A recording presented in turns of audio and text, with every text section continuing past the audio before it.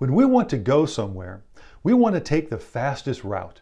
We don't like detours, and we really don't want to take the long way around. We do like shortcuts. But in our journey with God, the Lord rarely puts us on the fast track. Rather, He uses the journey to develop our character and our faith.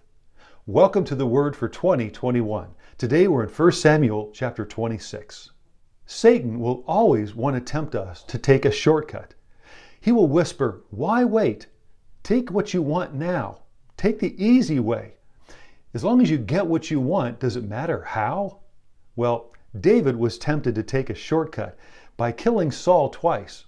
When he was in a cave, he could have killed Saul. And today, in chapter 26, he could have killed Saul while he was asleep. His friends even encouraged him.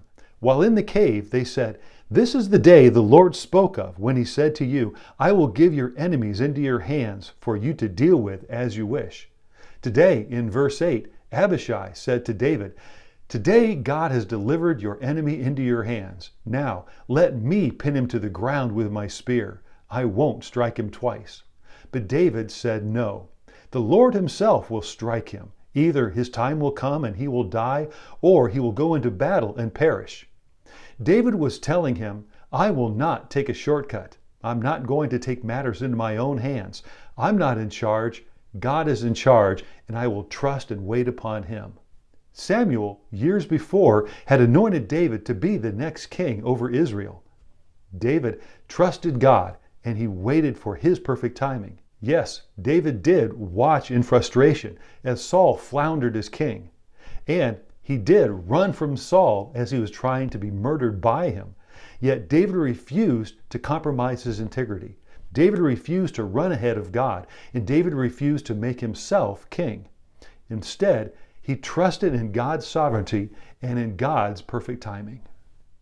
God used difficult circumstances and trouble in David to bring about character and faith, and God does the same thing in us. I love what devotional writer Wendy Capps said when she observed this. The Old and New Testaments affirm that God's purposes and God's glory rarely come easy. As we read this chapter, we need to understand that God wants us to face our difficulties with faith. God does not want us to look for the easy way out, but to trust Him that He is preparing us for something bigger than we can see today. Therefore, don't allow yourself to be tempted to take a shortcut.